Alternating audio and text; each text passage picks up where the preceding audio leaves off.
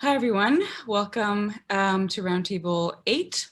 We will be starting in 1 more minute just to let anyone else join the session if they haven't already. You're welcome to share your video if you'd like, just so the presenters can see your faces. Hello again. Hello, Tamara.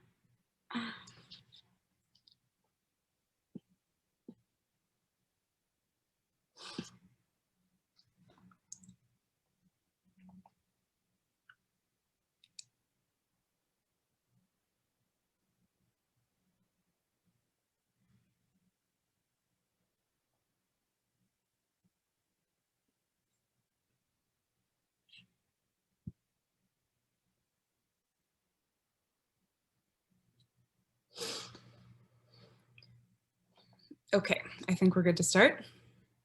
So hi again, everyone. Welcome to Roundtable 8, where we'll be talking about enhancing feedback. My name is Rebecca Brasseau from McGill. I'll be co-chairing the session with my friend and colleague, Dan Petrescu. So for this session, we have 3 main presenting teams, one of which is 3 presenters. So they will be Phoebe Jackson, Yann Brouillette and Rhys Adams, Joseph Dent, and Tim Campbell. You'll be hearing about orchestrating feedback, a repeated evaluation testing format, and active rubrics. So the format of the session appears on the slide that I'm sharing, just so you know. So we'll have 3 main presentations to begin, one after the other, with no questions or interaction at that time. Then we have opened 3 breakout rooms, and each breakout room you're able to join yourself. They're named according to the last names of the presenters. And so in these breakout rooms, you'll have 15 minutes to have more kind of personal discussion with the presenters or presenting teams. Then we'll return back to the main room where we'll have a panel discussion with all of the presenters. So you have lots of opportunity to ask questions and interact. Just so you know, before we get everything started, the session is being recorded. So if you're uncomfortable being recorded, please consider switching your camera off and or renaming yourself if you'd really like to keep your privacy. Also, we're using closed captioning, so you can enable that if you need any support with that. And finally, we'd ask you to just please make sure that you're muted for the entire duration of the presentation. So without further ado, please welcome our first team and Phoebe Jackson. Thanks, Rebecca. I will just share my screen with you.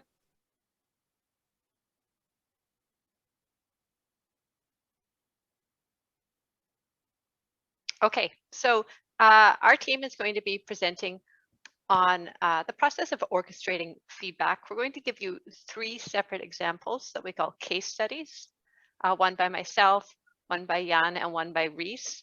You can see all the names of the people who are involved in this study, in which these case studies are situated here on the slide. But in the purpose of time, I'm just going to let them sit on the slide.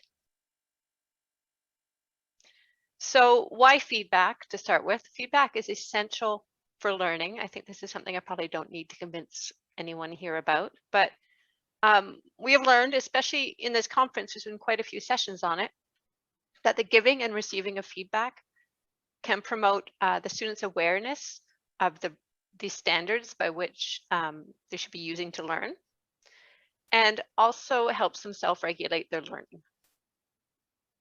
So in this study, in which our case studies are situated, the study examined the impact of the forms of feedback within active learning pedagogy. So what you're going to see is 3 quite different examples of how we engaged our student in the process of giving types of feedback and what made those processes successful.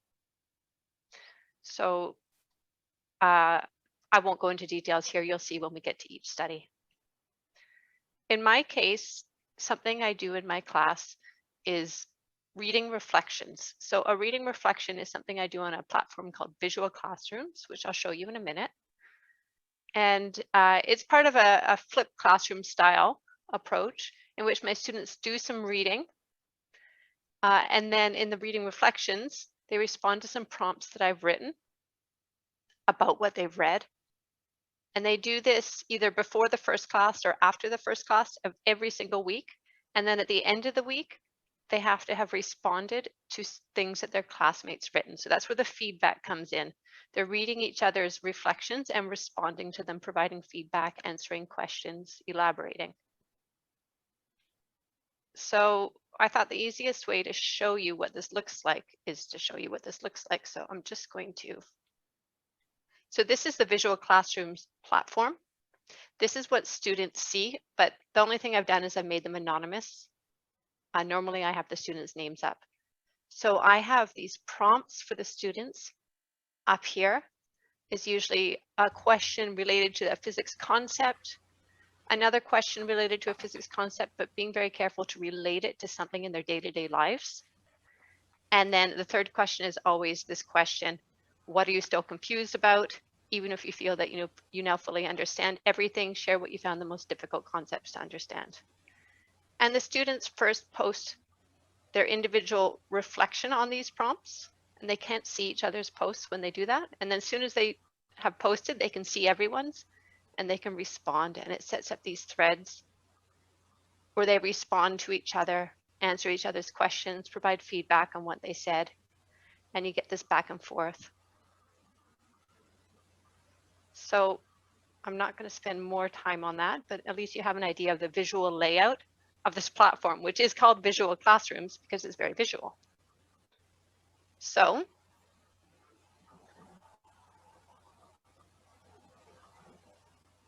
I'm just going to go back into full screen. What makes this work for me?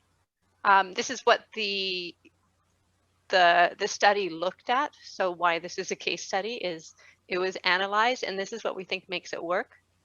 One is the prompts. It's taken me years to get the prompts to the level they're at, and I still think they need improvement. But every semester, as I improve the prompts, I see improvement in student feedback. The affordances of the platform are great. The very visual layout is easy to use. Students enjoy chatting with each other on it. I also give them a lot of practice sharing feedback in other ways. It's not just through visual classrooms. I use a simple rubric, and I have a very repetitive structure. This happens every single week. So once the structure is set up, I try to fill it with a little heart so students appreciate the point of why they're doing this, and they continue to do it throughout the semester, ideally. So I teach them why they're doing it, how it helps their learning. I link it to what they're learning, making sure it directly connects to the learning objectives and that they know what those are. I give them feedback early on so they can improve what they're writing if needed. And I also make sure that I bring it into the classroom and I should refer to these things that they're writing, often calling on the author by name. So my takeaway from my experience promoting student feedback through this visual classroom reading reflection is that although it takes time, it's worth it to take the time to set up a supportive environment for peer feedback, however you do it. And I leave you with a quote that one of my students gave when I asked for some feedback of their own on how they found the reflections. And you can see, I really appreciated that she used the word kindly. So setting up this environment where students can kindly provide feedback, I think is really important. So next we have Yann's case study. Hi, my name is Yann. I'm a chemistry teacher at Dawson College, and I use the platform called Perusal in every one of my classes. Perusal is a collaborative ebook reader. If ever you want an introduction to the Perusal platform, I co-created with Carmen Lund, who is actually the 2021 Saltese recipient of the Saltese Award. So we co-created this unofficial introduction to Perusal video, and it's been quite popular since the pandemic, since it got over 26,000 views. But can you switch, please? So how does it work? Overall, it's just like any other platform. You have a document that you want your students to read. But the difference with Perusal is that once a student underlines something in a text, can you click, please? What it does, and it opens up a sidebar menu on which students can write questions, comments, upload videos, images, or links to anything they want. And this sidebar is viewed by every other student in your class. So everybody in the class that needs to read that same document is sharing their thoughts, sharing their feedbacks. Click, please. So it's free to use. as long as you upload your own documents. I upload PDF files of my class notes, and I mainly use it for class notes, but sometimes I use it also for extra problems. When I put extra problems on there, I give them the answer. So by doing that, I'm not looking for comments such as what is the answer, but I'm more looking for discussions of how are we getting to that answer. I also use it for my course outline on the first class. That way I get students to debunk or break the ice of all the little buttons and stuff like that, and they are not stressed because it won't count or anything like that. Click, please. But if you do use it for grades, I would recommend that you don't make the first assignment count for a grade to lower the stress, to make sure the students can play with the buttons of the platform, but also to give the chance that you come back to students and explain also how to give feedback. Click, please.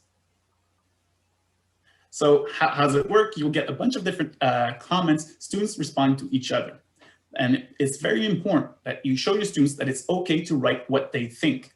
On too many occasions, students are scared of writing incorrect explanation. So it is your role as the teacher to tell them that it doesn't matter. Even if they're wrong, the discussion is what's important.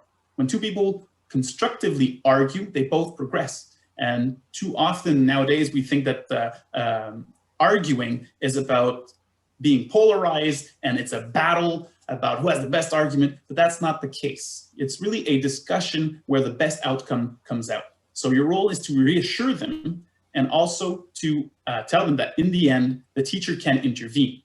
So when I first started using Perusal, I was always in there commenting and correcting all the students every time. It was nice, but this was not good. So I've learned to hang back from there in a way that if you do this, it discourages certain students because they feel intimidated. Or other students that are more lazy would say, I don't need to post anything. Teachers will post something anyway. So to avoid doing that, I now only post once a week on the platform. And I tell them that if there's no conversation, I will not post anything. So you need to at least talk for the teacher to intervene. But you need to reassure your students that they will not be left out with the wrong answer, wrong discussion. Click, please. So why do I use it? Of course, it gives students feedback. It gives students feedback from other students and from the teacher or TA, if you have the luxury of having those. As one student said, when you get feedback from only one person, you can have doubts. But when you get feedback from multiple people, there are more chances that the majority is right, more chances. So students like to have that feeling that there are other teammates that are in there and they're validating or they're pointing what is important for them to know. Click, please. You're also getting feedback for you, the teacher, from your students, because you know where your students are in the reading. It tells you if you need to prepare more extra problems, and you're also getting feedback from lack of comment, because in a document, if there's no comment on page 1 and 2, and there's a lot of comments on page 3 and 4, you know that students are struggling more with the concepts of page 3 and 4, but you also know that they pretty much understand page 1 and 2, so you don't need to spend as much time on this in class. So in terms of timing, click please. It also helps you manage your time. Yes, it takes a bit more time to work on this platform, but then again, you're gaining time because I didn't have as many people coming in for office hours. So it's more like I was dealing my office hours on this platform. Click, please. So overall, takeaway message is that individual activity, which is reading, is now turned into a collective activity done at their own time and their own ways. And overall, it deepens the discussion after they're doing their reading and exchanging and using proper vocabulary. You're happy to see that after a week, they're using the proper words to express the technical terms that you want them to talk about. Thank you.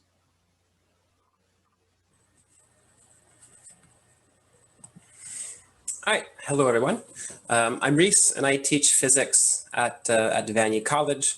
And the platform that I use in my feedback scenario is My Daylight, a platform that's been developed by the Salties community. We will show all the links at the end of the presentation, but if you go on the Salties website, you can have access and support for My Daylight. Essentially what it offers is asynchronous peer instruction. And we've used this platform to engage our students to look at quiz type questions that is written by a fictional classmate, and they have to provide feedback to that fictional classmate. So the wording of these error detection prompts that we call is written here. So you have a best friend named Pat, has done a quiz on a specific topic, and in the solution there are one or more errors, and you have to help Pat correct his quiz. Next, please.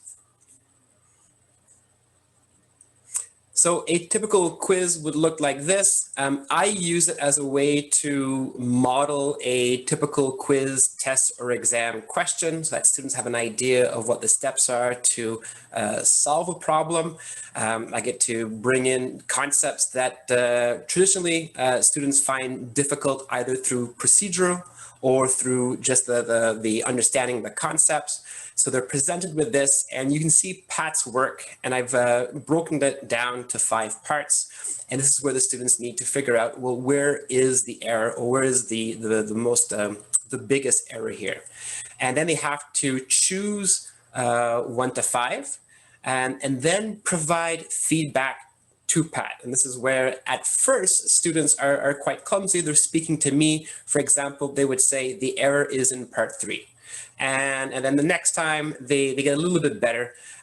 But in my daylight, once they submit their first answer, they get to read other students' answers. So if I chose 3 and I say the error is in 3 and I press submit, then I get to see what my other classmates found and how they explained it to Pat. So you have that peer instruction, and then I can actually change my response at the end and maybe improve my own feedback. We do this multiple times in a semester. In mechanics, maybe about 8 to 9 times. In ways, maybe 4 to 5 times. And we actually, early in the semester, provide a short workshop on feedback to students so that students learn how to provide better feedback. And as the semester progresses, the feedback does get better. For example, you would actually have people saying, "Dear Pat, how are you doing? Great quiz, but you made a small mistake in part 5 of the quiz. Your mistake was, you can correct it by doing this," and then providing some sort of pat on the back. So the students do improve in giving feedback, and it forces them to think about the question. All right, 1 minute. Next, please. So two takeaways. We looked at my class and a control class on a final exam. We compared the students on a numerical based questions, and there's no statistical difference between my class and another class. However, when you prompt the students to provide feedback or to give some sort of rationale to a question, the students who have more experience giving feedback write more and actually use more complete and correct physics explanations. So what you see on the graph there is the number of words, and my class would be the class in blue and the control in red. So the majority of the students actually use more words, and when graded by with a rubric, score higher on that question. Next, please. We've surveyed the students, and here you get an aggregate of multiple semesters. What I find interesting here is that even though on the final exam there wasn't too much of a difference in the numerical based questions, the students did feel as that feedback, the providing feedback helped them learn physics. One of the key comments they made is that they reported that they felt like they were a mentoring or tutoring Pat. I'm going to let you read the quotes right there, and we can move on to the last slide, please. So it may feel rushed, but here is the, I guess, our conclusion slide. So you've seen 3 different case studies using 3 different tools, and we've all orchestrated our classes a little bit differently, depending on the type of feedback used and the tool that was used. This is all part of a Pereira report. You can see at the bottom of the screen if you want to know more details about it. And I can speak for my colleagues that if you have any questions about how we do it or support on the software, please do not be shy and contact us. Thank you. Thank you so much for that great presentation. So as Rebecca has introduced at the start, we will be taking questions in the breakout rooms after the second and third presenters. So please note down your questions and you'll get a chance to ask them in just a bit. So for our next speaker, Joseph Dent from McGill University will be presenting work on a repeated evaluation testing format that encourages mastery-based feedback. So I'll pass it on to Joseph.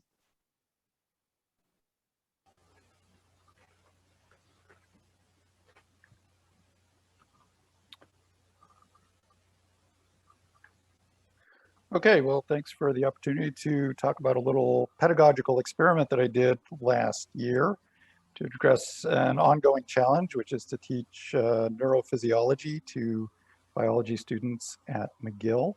And I just want to start off by saying this was a collaboration between myself and Sofia Skromne Carrasco, who was the TA for this course. So the solution that I adopted was to try a sort of repeated testing format to allow students to get feedback based on testing and try and address issues.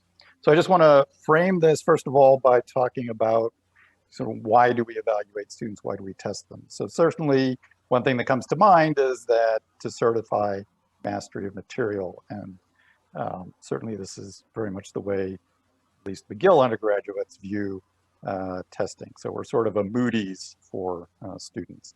But as teachers, of course, we want to think that we're providing useful feedback to the students that they can use then to address any deficiencies in their mastery of material. There's also research indicating that just testing is a active engagement in the material, and even if you don't get feedback, it's actually quite helpful in consolidating concepts. And then, of course, it's also quality assurance for us as teachers, letting us know to some extent, at least, whether our pedagogical approaches are working. So if testing is actually a pedagogical tool, and it stands to reason that multiple testing should lead to more learning, at least up to a certain level of mastery. In addition, if you do multiple testing, and you're certifying students, really it's only the last test that matters, right? Because that's the one that demonstrates their ultimate mastery, which means that previous tests, which they're able to repeat, should be low stakes tests, right? They can always do it again if it doesn't work. And this should accommodate student strengths and weaknesses, right? Students can take longer to master material with more repeated testing. So why not test repeatedly?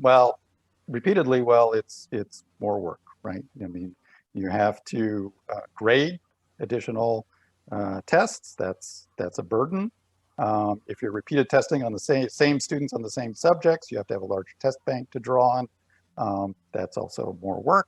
And if only a fraction of the students are going to have to repeat the test because a fraction of the students should demonstrate mastery on the first attempt, then that's an asynchronous delivery of course material, which is also an administrative burden. So the particular problem that that repeated testing seemed like it might be a solution to was teaching neurophysiology in a neuroscience and behavior course that I teach at McGill. This course begins with a 2-week module on neurophysiology, basically how neurons store and transmit information using charged ions. So it draws heavily on electromagnetism. It's very math physics heavy. They have to use equations to make predictions about what neurons do. And I view it, at least, as an opportunity to help them develop abstract reasoning and quantitative skills.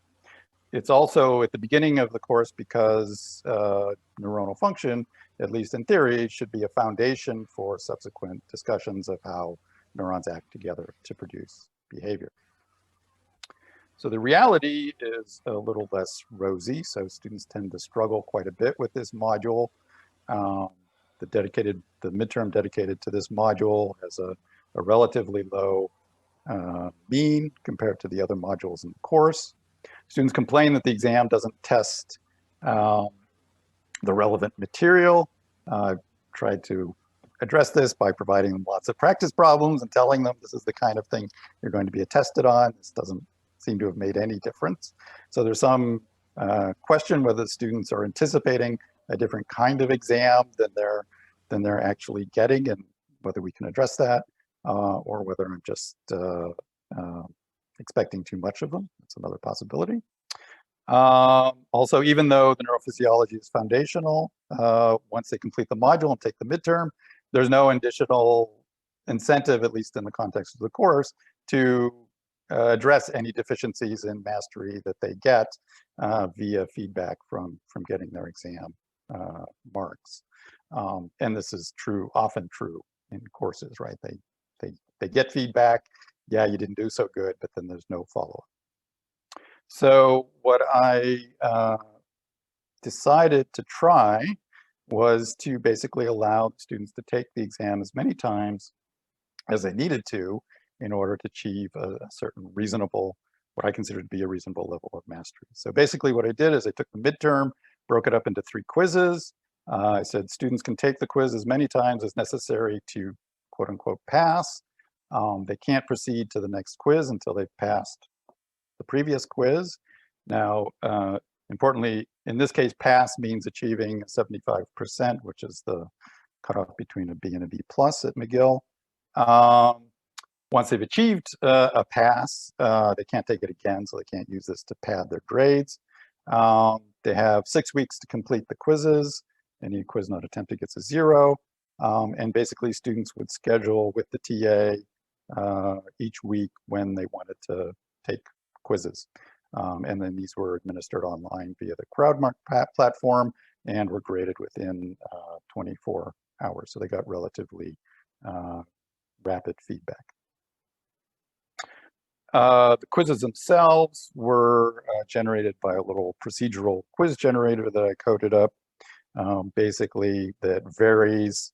So the quiz is about 4 to 5 questions each. Each question has 6 or 7 different variants with different parameters, different variables chosen randomly, different graphs to analyze, etc.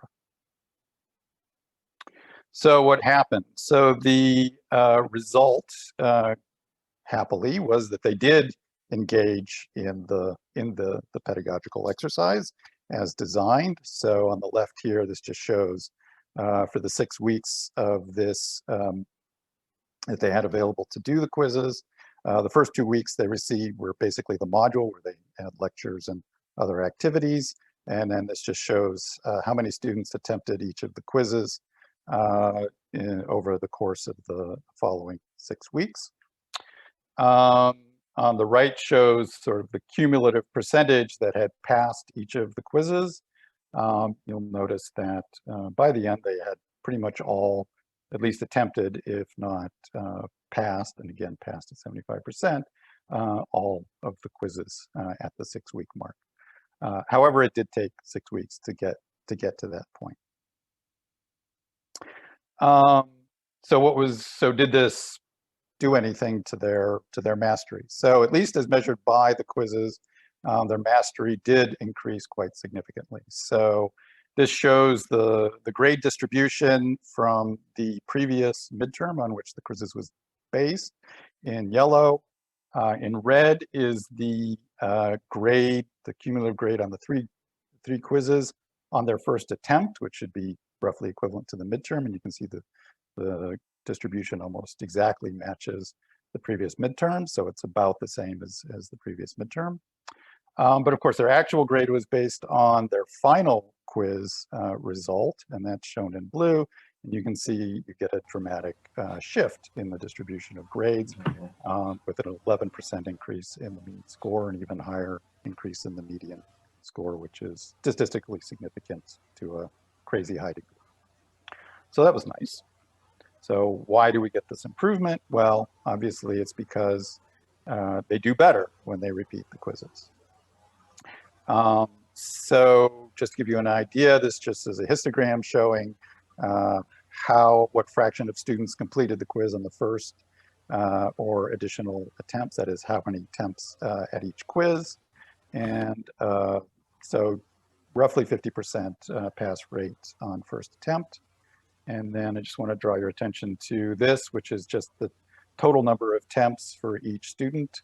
And you can see that roughly 30% of the students completed all 3 quizzes on the first attempt.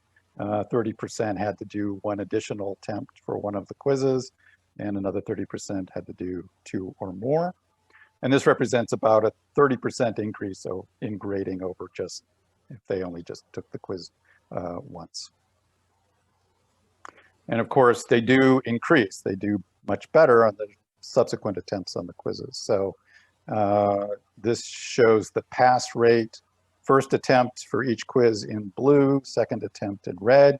You get a dramatic increase in the quiz, keeping in mind it's a different quiz, right? Same general format, but different questions.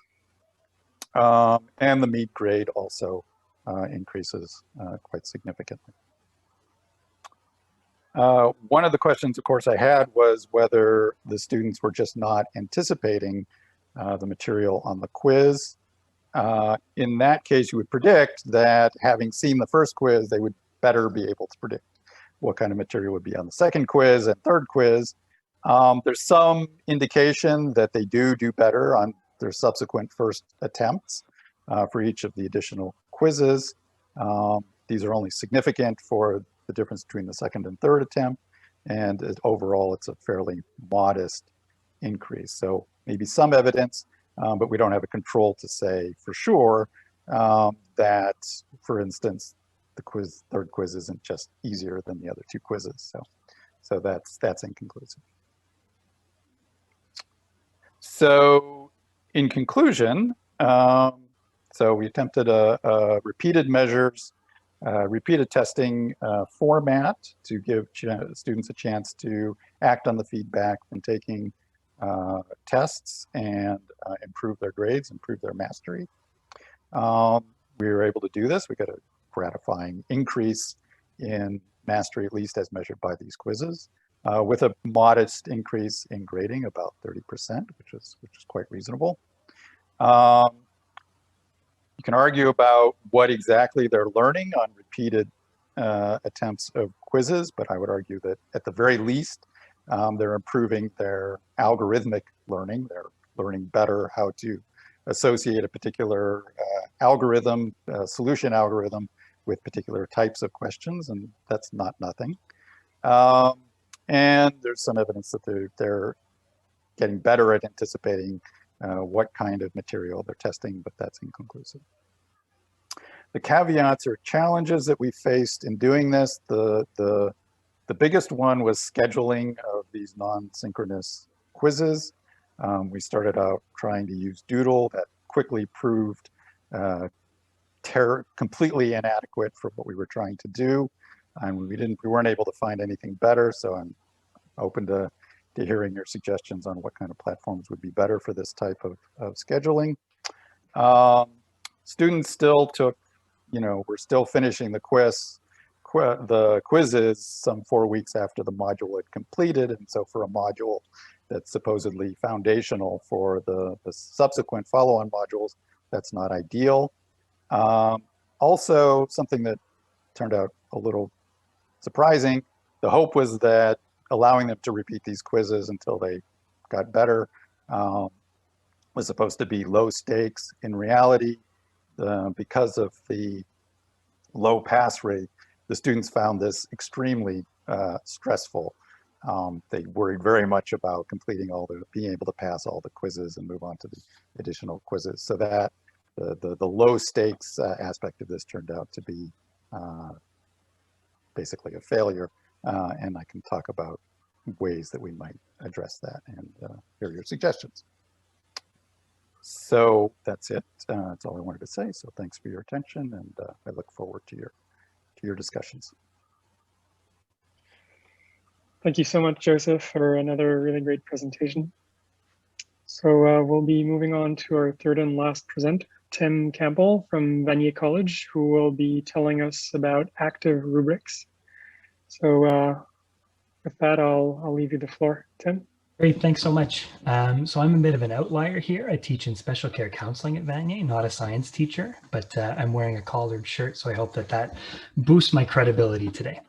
So I'm excited to talk to you a little bit about active rubrics. And I'd like to give a little bit of context into the course that I've been teaching for a few years that made me I guess, go on this little journey. So I teach a course called Observing and Reporting. It's a first year class, and for it's offered in winter and, in fall and in winter. And often, half the cohort receives that in the first semester of their CEGEP career. So that means that they're coming right from high school. The course has 7 assignments, and these are standardized reports. That's a prerequisite for their stage experiences. They do take 3 stages in my program. And so they need to be able to follow through with these standardized reports. So the issue that I find here, this is an example of one of our reports. And so for each section, so section 1 and 2 is worth 1 mark. This is worth 3, 3, 3, 6, 3, and then we give the students 1 mark for quality of writing. And the thing is, because I need to grade for standardization, the second there's a minor error in any of these sections, if they're losing a mark or half a mark from each of my components, they're starting off, the highest mark they can achieve is, a 14 on 20. So really the students are sort of jumping into this not being set up for success. And for me, grading all of this information, I just feel awful about myself, and I'm sitting there just, chipping away all these marks from the students because they made a mistake with the verb tense, or they made a mistake in not putting the participants of the report oldest to youngest. So the solution here is obviously a very clear rubric. So what we did is we sat down and we tweaked the rubric to really make the instructions non-debatable, crystal clear for the students. This was helpful for students and teachers. So again, clear expectations, clear marking guidelines, minimized the surprises, which meant that there was a new issue. I had fewer student complaints, but the same low marks. So just giving them the rubric and saying, okay, here's the marking guideline, fantastic, but that did not solve the problems. Another issue I found is I would teach the rubric. So you explain the rubric before the students have actually written the assignment. So it's sort of, this is, okay, this makes sense to me in the classroom, but then they go out on their own, complete the assignment, and maybe they're not referring back to the rubric. So I said, okay, what do we do here? Let's try to make these rubrics active. So this is still maybe 2 years ago. So, pre-pandemic, pre-COVID. So the first kick at the can was to try something that I called a pencil edit. So the students would come into class with their paper report printed out, and I would say, okay, I want everybody to take out a pencil. I'm going to put the rubric up on the whiteboard or on the smartboard, and I want you to re-edit your paper. And any changes that you make in pencil will be graded over what you've typed. So just an adjustment there, and you know what, I'll go home and I'll figure out your handwriting just to give you an option or a last ditch effort to truly edit your paper with the rubric at hand. Another option here was what I called the surprise edit. So the students would come into class and I would say, okay, surprise, the assignment is not due right now. It's due at midnight. You're going to resubmit it online, or it's due tomorrow or next week's class, and give the students an opportunity for peer editing. And what I found here is in the earlier reports, this was very successful. The students enjoyed being able to communicate with one another a little bit. The students enjoyed being able to edit their work. But then a new issue arose, which was obviously the pandemic. Which kind of took away my ability to have the students sit in class and pencil edit or peer edit. Messing around with that in breakout rooms, I thought that was going to be a little bit complicated. So needed to come up with a new solution here. And the new solution I came up with was video rubrics. So here we're talking about feedback, and both of or the first presentation you talked about, written feedback to your students. I took a Performa class about digital learning, and we had to propose as our final assignment something we would use, technologically in our teaching. So I proposed these video rubrics, and my teacher wrote back and said, Tim, love the idea. Can't wait to hear all about how that worked. And I thought, crap, okay, now I actually have to do this. Okay, so here we go.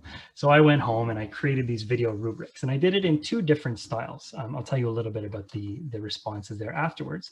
But the first version would be a series of step-by-step re-explanation of the assignment, essentially, And it's an interactive rubric video here where students are prompted and asked a question, after which they have to read their paragraph or read the section of the report and essentially give themselves feedback. So forcing them to go through my rubric chunk by chunk or section by section. And the second version that I tried was same idea, but what I had the students do was just give themselves a grade. So in the later assignments in the class, once they've had a couple of these video rubrics, and again, it's a standardized format, so they're getting more used to the structure, I would say, okay, what grade would you give yourselves in this section out of 3 or out of 6 or out of 1? The means with which I did this was to record myself on Zoom. So I started up a Zoom meeting and I clicked record and nobody joined the meeting. So I was able to share my screen, share my video, and I tried 2 different platforms. And I'll show you just very briefly here how these 2 platforms worked. So here's one. Hi folks, trying something new here as a tool for you to be able to review your first submission of an event analysis with me guiding you along. So first of all, I need to know, what is your name? And now the video automatically pauses itself and a student needs to report over here, what's your name? We'll watch one more question just so you get the tone of it. On the report, the first thing you put in is name of student, put in your actual real name and the date of the submission. And so in our field, confidentiality is of the utmost importance. And I found students were giving themselves fake names on their report, which was not a problem correcting things digitally, but in person, that'd be a little bit tricky for me. So here is afterwards, students would watch my video, reread their section of the report, and then give themselves feedback on how that went. Another version that I used, and this was my fancy spring break edition, so that's the sunglasses, the lei, and the fake background there. But what I did was I had them check all that apply. So that was another model where instead of being, yes, I did this, no, I did not do this, which components did you remember? So one of our sections, the long-term background information about the client, they need to write in the past tense. They need to explain from where they get their information, how long they've known the client, relevant diagnosis, patterns of behavior, all these different components. So this one was a little bit more students answering specifically, did I include these key components? So both platforms were great. I ultimately ended up sticking with PlayPosit just because that was a little bit more user-friendly for the teacher and the student, but I'll talk about that just really briefly in limitations afterwards. Some of the advantages that I found with these video rubrics were students have completed the assignment at that point. So I made a rule where I'm not going to grade your assignment if you haven't submitted the video rubric. So it's the teacher collects all the feedback afterwards. It's, you get a prompt that the students have submitted it. And so basically in teaching the rubric in the classroom, the students haven't completed the assignment yet. So it sounds great, but then, what does this actually mean once I've sat down and written my paper? It was an easy and efficient way for me to re-explain my expectations. So essentially all that I did is I scrolled through the structure of my report and re-explained what I want them to be doing. So almost like a little video cheat sheet for the students. I found this was huge. The teacher is present with the student at the 11th hour. We know that many of our students are submitting things, at 3 a.m. And when you have that burst of panic at 2 a.m., did I do this properly? It's almost like the teacher is there walking them through that process. And a lot of the student feedback was that was very helpful, and that was very just sort of calming. And I think that for our visual learners, this does something to the rubric where it doesn't just become a tool for the teacher to sit there and grade things and, to reduce those arguments and to reduce those office hours. But for students who prefer the video or visual learning component, there's a real advantage there for them. Some of the limitations I found with the video rubrics, the process that I used was complicated. I now, I'm late to the game with Moodle, but I'm learning and understanding that, hey pal, they could all be it's one-stop shop over here, and that'll be, implemented in the future. But that was a little bit of feedback for myself in the past. It was time consuming for me to review the students' answers to their video rubric as well as their assignment. To me, in my opinion, thank you, Dan. These winter 2021 video rubrics that I used were a better tool for the student than they were for me. And I'm fine with that. Okay, I'm not exactly trying to make my life easier here, but I didn't necessarily find that they were advantageous to me for correcting. I found that they were advantageous to the student for understanding what's being expected of them. Some student feedback that I collected, overwhelmingly it was positive. A lot of them said there was fun, which I know isn't necessarily the goal, but during, you know, being forced online in a pandemic, why not have a bit of fun when you're editing your own paper at the end? And, you know, you put on a silly hat and all of a sudden everybody's buying in. A common term that was used is, oh, you saved me from making stupid mistakes. Little tricky things like verb tense, like I said before, putting things oldest to newest or oldest to youngest. One student said it really helped to get my eyes out of my paper, because when I'm sitting there again at 2 a.m. and I'm just rereading the same paragraph over and over again, I'm stuck and I don't, you know, you can't see the forest for the trees. So shifting from the video to the paper was helpful. The students had preference for a slower walkthrough. I thought it would be annoying for them for me to sort of stop after every section and ask a question. They preferred that style. They didn't like it when I would just go to one section and say, okay, you know, here's everything that you should include. What grade would you give yourself? So they really wanted to be, you know, for lack of a better term, handheld. And then decrease in student stress. I had a couple of students report to me, it felt like you were there just saying, hey, it's going to be okay. And I thought that was just a real bonus to me, because I'm trying to save them from the penalty that was going to be giving in the marks. But, you know, to decrease stress around the assignment, I think that's a great bonus. So some personal feedback, you know, just from my standpoint, I think if you're familiar with the assignment, you could make one of these in 30 minutes or less, and it's pretty easy to make these evergreen. I noted a decrease in these silly mistakes. So like I said, I'm the outlier here. This isn't a formal you know, research right now. I'd love it to be in the future, but I did note that, you know, students were making less of those just silly errors. And in terms of accessibility, I think this was more accessible for visual learners, but to be doing this on a mobile platform, the students did report some difficulty. So that's something for me to think about in the future. And so, like I said, just, you know, in discussing this for the future, I mentioned this, students reported a preference for small sections or quick multiple questions. I think this is a great option for if you teach anything that requires, you know, a standardized report or just these multi-section sort of lab reports where, you know, oh, silly error here, silly error there. And I think that peer editing could be an opportunity for the future. And like I said before, I'll be jumping onto the Moodle platform for this. So thank you very much. And I look forward to answering some questions in the breakout room.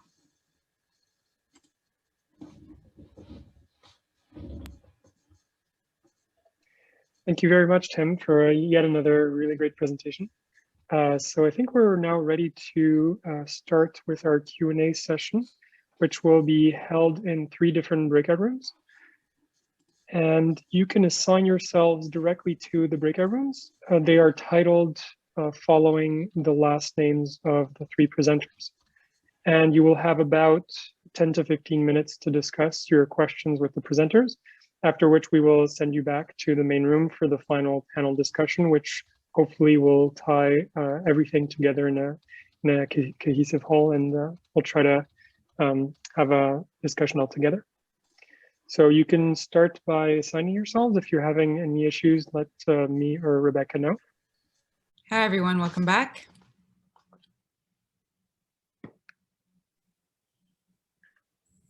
I hope you all had engaging discussions in your breakout rooms.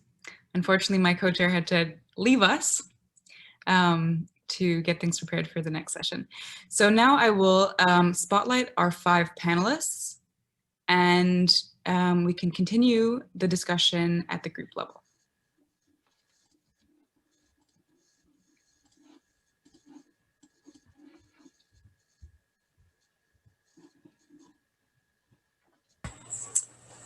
I can get the ball rolling. In our session, Phoebe was in a discussion with Natalie, and that discussion was cut.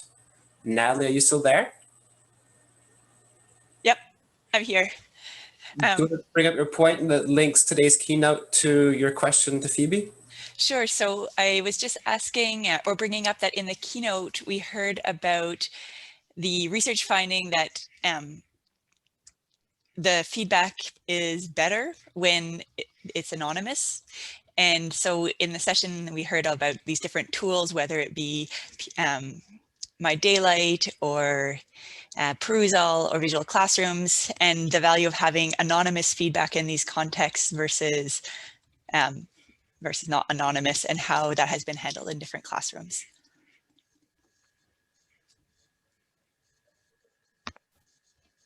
So this might be relevant to more than just our group. So Joseph and Tim, you can chime in too. I was halfway through saying that I think what was said in the keynote is contextualized. So for certain types of feedback, it is preferred to be anonymous. Specifically, I think, I can't remember, but I know that there is evidence of that in the types of feedback where it's on students' contributions to a team, like how well they were working. And did they pull their weight or not? I think there is research into whether or not that should be anonymous, and it tends towards the anonymous, although some people disagree. In our case, I think in Rhys's case, it was to a fake person, so that didn't matter. That was great. In Yann and my cases, I think Yann, yours wasn't anonymous, correct? No, I think we worked. Yeah, we both, all of us, probably worked really hard to create a learning environment where students are comfortable gently critiquing each other. And we spoke in our session, our breakout group, about how you might train your students to do that. In that activity that I presented in the breakout group, for those of you that were there, there is a whole section on how to provide positive critique, you know, like just a basic sandwiching between some positive but useful comments. And then giving them practice in other ways in the classroom and modeling it yourself, I think is more beneficial for them to actually interact with each other as real people and know who they are.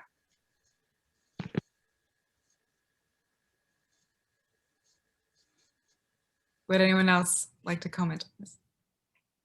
In the program in which I teach, we have the students take communication classes and they have to work in teams quite often. So I know just from my context, I do see the value of anonymous feedback, but I think that sort of like what Phoebe said, you know, being able to disagree professionally and be able to provide that feedback and that constructive criticism, that's a real skill in itself. And that is some of the competencies in our courses. So we would probably maintain that. And that's from my world.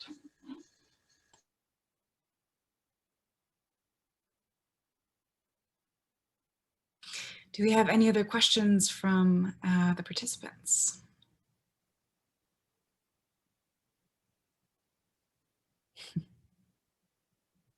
If not, I can jump in with my own question. My question is mainly for Professor Dent, but it's about, you brought up at the end this issue of low stakes, high stakes, and unintentionally creating what you thought was a low stakes learning environment, but that increasing sort of the iterative process in learning and assessment actually created a more high stakes learning environment. I was wondering, how do you foresee improving on this for next time, and or how do you find the balance to actually create a kind of exploratory learning environment that isn't increasing stress? Yeah, no, that's a great question. I mean, the obvious thing is to lower the threshold for moving on to the next quiz, which, you know, one is reluctant to do because it means lowering your standards of mastery, which is not optimal.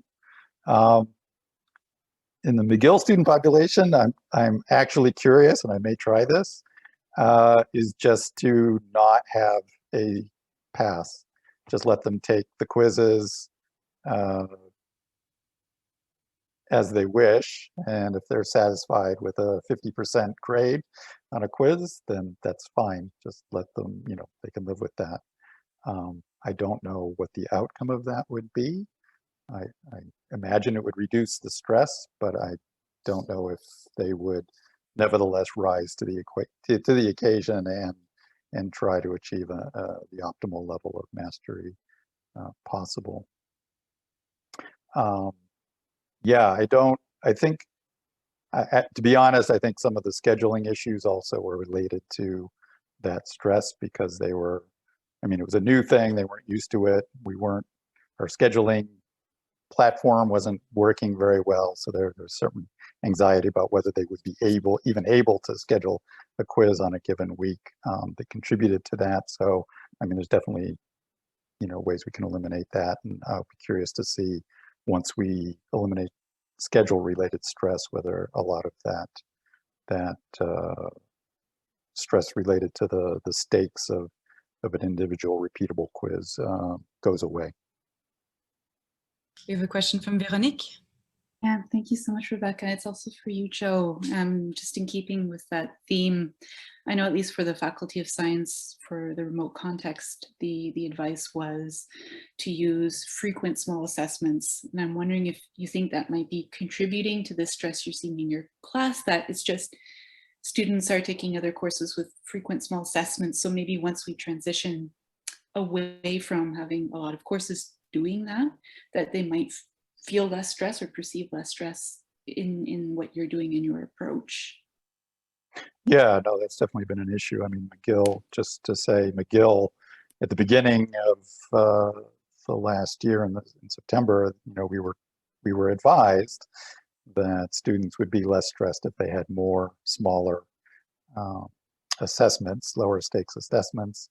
And in reality, what universally among my colleagues we experienced was that when it's fine when one course does it, when every course does it, suddenly they have, you know, 10 assessments every week, and keeping track of them was extremely stressful for the students. So yeah, no doubt that that contributed also to this particular situation. But I suspect it wasn't just a scheduling issue, or I think there's also probably an inherent stress, certainly in McGill undergraduates, to the idea that, you know, 50% of the time they're going to, quote unquote, not pass a first assessment, even if that pass threshold is set fairly high. That plays into a lot of, I suspect, insecurities. And I don't know that we can maintain a standard and not trigger some of those insecurities. I don't know. We can try and talk them down, but I don't know if we'll ever be able to get around that. Before we go to Kevin's question, maybe Phoebe, could you speak on the document you just shared in the... Sorry, someone asked me, I was asked in our breakout group, and then someone just asked me again if I could share a couple files that I was talking about. So I'm not exactly sure how I've just shared them and whether or not that means you guys can edit my document in my OneDrive. So if you do take it, maybe just copy it or something. I'm not sure how this works. Zoom is somehow linked to my OneDrive now. Oh no. But the files I'm going to share are, one is an activity I designed with Rhys, and Rhys has tried this out, and a couple nurses at Dawson in the nursing program have also adapted it for their needs. It's designed to teach students how to provide better feedback. It's a short activity you can do in class. The second one is purely, probably not of interest to most of you, but a couple of people asked for it, and it's a list of my learning objectives for a week in my class, because it's something we were discussing in the breakout group. So feel free to ignore, and I haven't dropped that second one in yet. Thank you. Kevin, did you have a question? I just wanted to make a comment. It's about the whole stress issue, which is, I think some stress is good. And very often we throw students into these massive exams at the end of the semester, which are freaky and induce a lot of negative stress, I would argue. But what Professor Dent is proposing, I guess, is there's almost micro stressors that can help students perhaps learn or help prepare themselves better for those other stressful things. I find a lot of my students have great difficulty dealing with that sort of end of semester stress, and I feel that they could maybe self-regulate in a way to overcome that and perform better. Thank you so much. And we have one last question from Manoir Bulafa for Professor Dent also.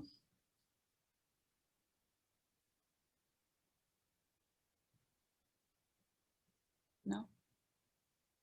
I believe the question was... Can you put it, please? Oh, please go ahead. You put it? I wrote it to you. Yes, so I guess in your iterative testing, whether there was, what the dropout rate was and if it improved student retention. Yeah, that's a great question. I can't really give you an answer. There was some dropout. My impression, I didn't directly compare it to previous years. My impression is that it was higher, but of course it was the first year of full COVID, so it's hard to tease out dropout rates and whether there was any effect of that particular iterative format. But that's a good question, and obviously that's something that's a concern. I mean, it's great if you get a shift in your distribution, but if you're getting more at the lower end of that distribution, that's obviously a concern. So yeah, it remains to be seen. Thank you. Okay, well, this ends our session. Thank you so much to all the presenters. Maybe we can stay a few extra minutes if anyone has any additional questions. Oh. I just wanted to say that I got the message that the file sharing didn't work. I know what button I need to click, so I am going to do it. It's coming in the chat. Okay. So for everyone, for all the participants, this leads us to a short break, 15-minute break, and the next session should start at 3:45. Thank you so much for coming.